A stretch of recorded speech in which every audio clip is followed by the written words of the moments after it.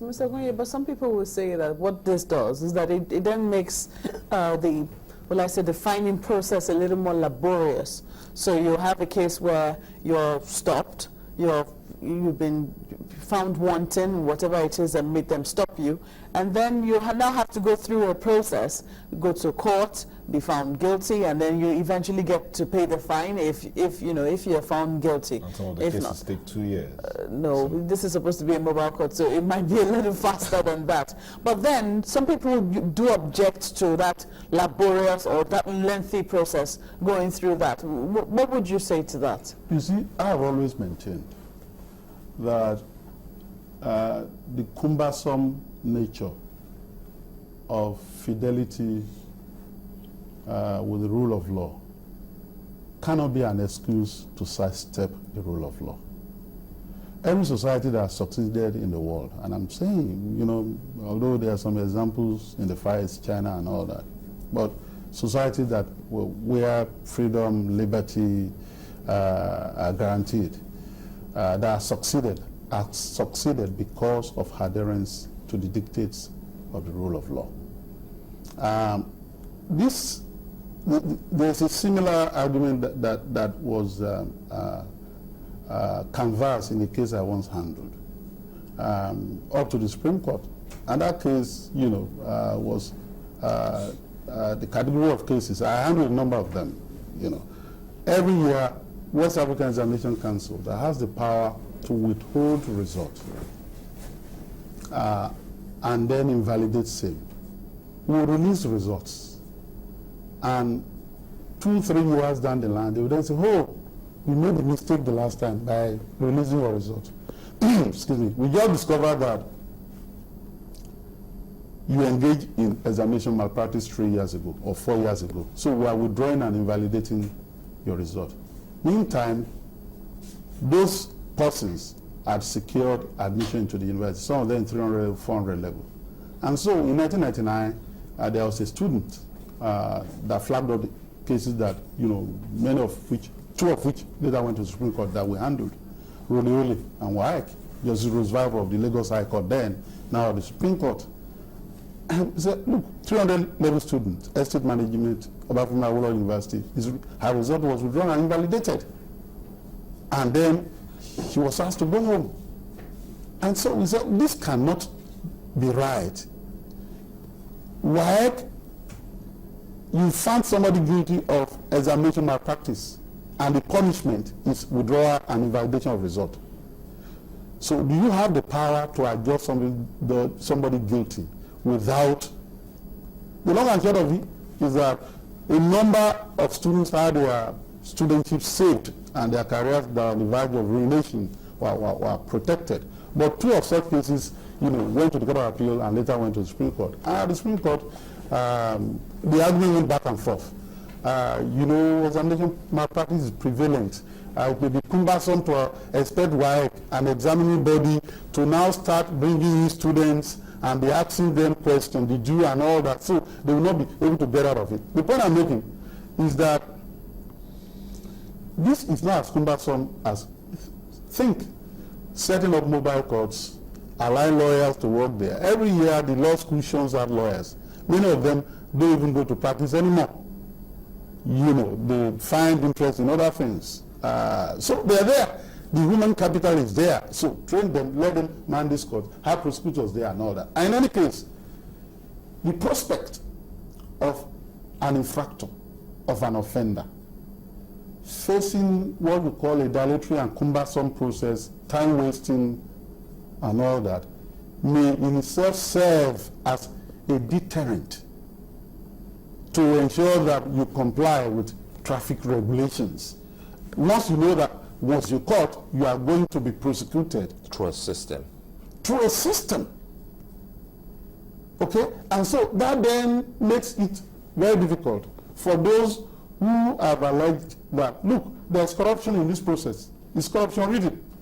Once you know that you are going through that process, it's not going to extirpate corruption totally because our judiciary, now then the CJN talks about corruption even in the system, the real judiciary. But at least it eliminates the possibility of an offender putting some words of notes, you know, inside his particular, and then ensuring that he has an easy passage through that system. So, as cumbersome as it may appear, it may end up in serving the purpose of ensuring that there's strict compliance with traffic regulations. Well then, because when you were giving your initial submission, you said that it's not a case of where you can actually prove that the person, you know, is in violation of, you know, an offense, or beg your pardon, of the law. For instance, as obtains abroad, where if you're caught on camera, a fine is simply sent to your house and you have to pay.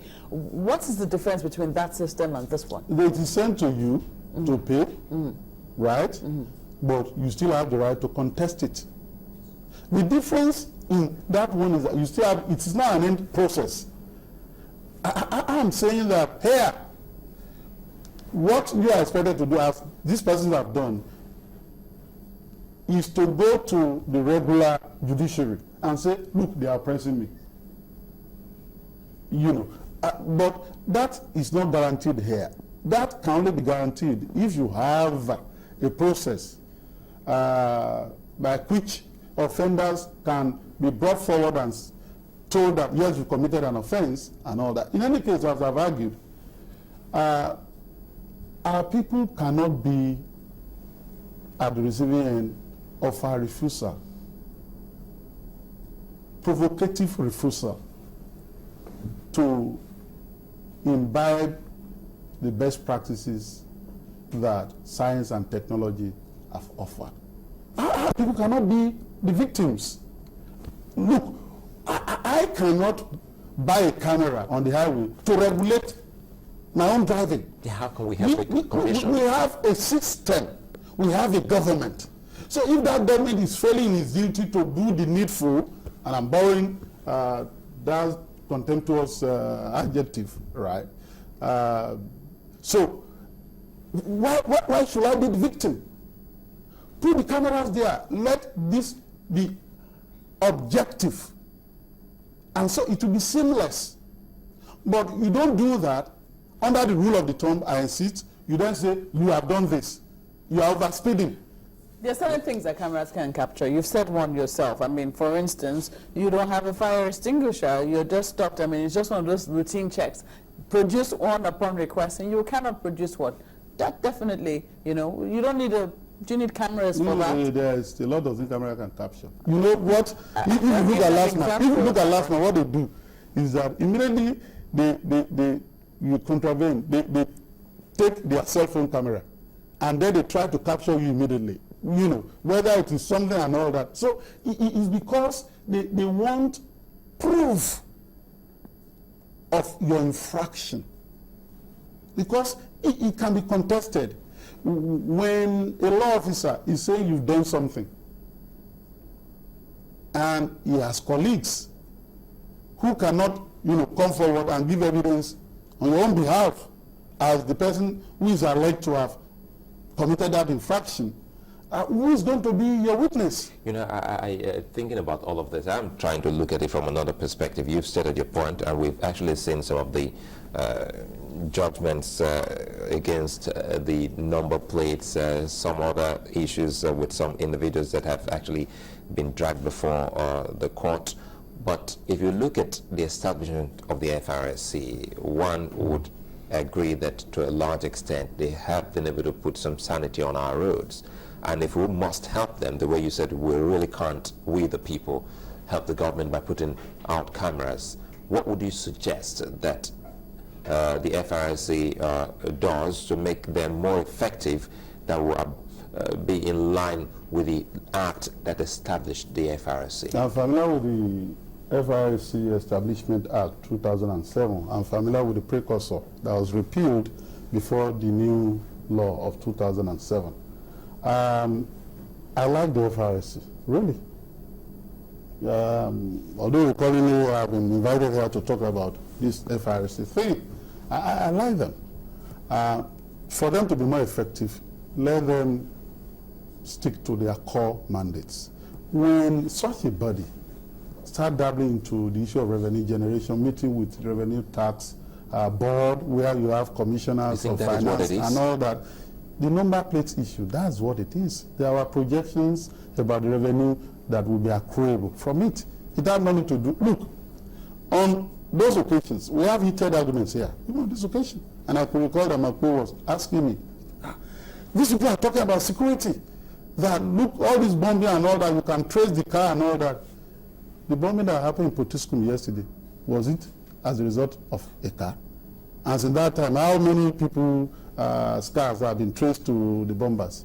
And I said then that it had nothing to do with security, that it had everything to do with revenue generation. So FRSC has to be helped to focus on its core mandate. In any case, Item 3 of the second schedule to the Constitution, and I'm talking about the exclusive legislative list, talks about traffic on Federal Trunk A Road. So FRSC really should be bothered with traffic on Federal Trunk A Road. They cannot be an octopus, be an itinerant agency, going to all sorts of roads, Trunk A Road, Trunk B, Trunk Z, everywhere. You see them in nooks and crannies, you know, waiting for people to push on. That cannot be, and then let them understand that they are a Federal Road Safety Commission, implying that in the Federation, other states also have the powers to set up their Road Safety Commission. Last night would have been called Lagos State Road Safety Commission, and that would have been right. And then within the sphere of, you know, jurisdiction of these bodies, they can then, it is reductionary for us to believe that it is when you have one centralized body, you know, moving all over the country, roving all over the country, that you are going to have efficiency. In a country as big as ours, as diverse as ours, that has never worked. And it won't work. And it's for the same reason people have now realized, though belatedly, that the police force we have, apart from the issue of abuse, cannot work and function the way it is. That you must break it down to even localities having their own policemen. Because the other time I look at police, and you know, everywhere you go, every public building, private building, banks, what are policemen doing? And this is sad for me. You see them sparsely dressed, brandishing Kalashnikovs. And I was asking myself, are these policemen or Megad? Really? I think I think it's a question for the police authorities to ponder on, a very important one you've asked, and of course talking about where the FRSC should be seen, Trunk A Road, strictly federal business, and getting off where they're not to be seen. Well, we'd like to thank you so very much for finding time to join us this morning. GT Ogunya, he is a legal practitioner. Well, so as it takes another moment now, and when we return, time for us to look at another matter, perhaps sports. Stay with us.